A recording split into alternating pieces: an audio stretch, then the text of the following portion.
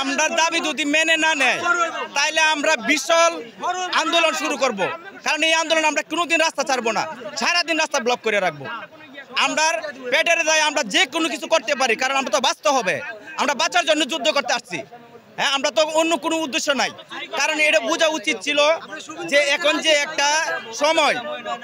একটা সময় এখন দেশের যে পরিস্থিতি, এই পরিস্থিতিতে এই ধরনের একটা ডিসিশন আসতেই পারে না।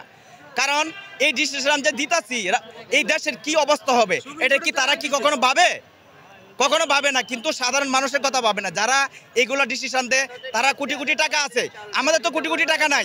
হেরা ডিসিশন দিতে পারে, কিন্তু এটার যে কি পরবর্তীতে কি ফল আসবে এটা কখনো চিন্তা করে না। শুধু হেরা খালি ডিসিশন দিতে পারে। কোর্টে থেকে আমাদের রায় দিতে হবে। রায় দিলে আমরা এই দাবি মেনে নিলে আমরা চলে যাবো, আর তাছাড়া আমরা এই দাবি অবস্থায় থাকবো। কঠোর আন্দোলন করব, আর না হলে আমাকে দাও ছড়ি করে নিলে আমাকে রাস্তা নামা লাগবে। বউ ছড়িয়ে আমরা কি খাবো? 5 দিন ধরে আমাদের কামাই নেই, রুজগি নেই, আমরা কি করছি? না খেয়ে আছি। তার কোনো সরকার কোনো এলাই করেনি। ডক্টর ইউনূস সাহেব কোনো আমাকে শ্রমিক দিলে কোনো কোথায় বলেনি। মাঝে আমি পরশুদিনকে এখানে দেখছি শ্রমিক নেতারা কিছু ওই টিভির মিডিয়ার সামনে কথা বলছে। আমি শ্রমিক নেতাদেরকেও বলবো আমাদের পাশে সুন্দরভাবে পরিচালনা করার জন্য সরকারের কাছে আহ্বান জানানোর জন্য।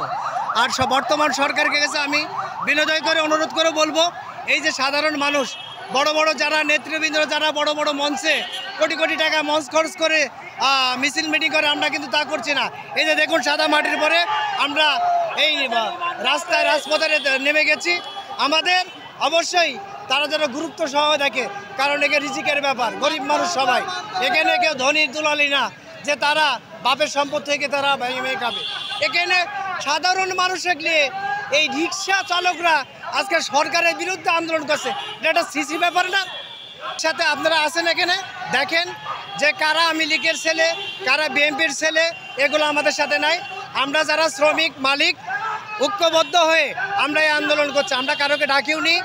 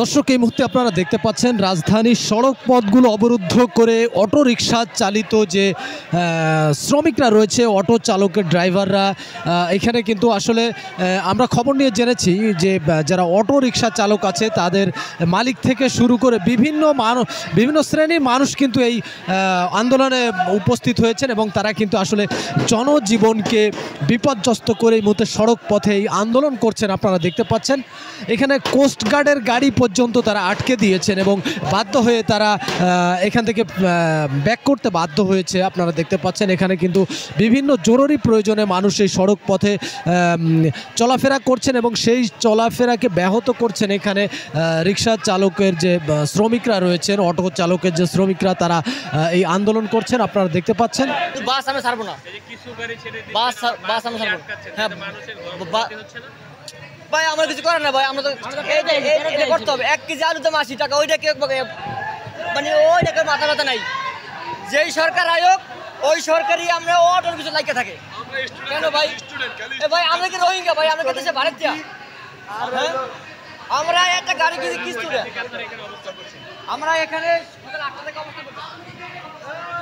সকাল 8টা থেকে অবস্থান করছি আমাকে দায় দাবি যতদিন ধরে পূর্ণ না হবে আমরা ইনশাল্লাহ আমরা রাজপথে থাকবো আমরা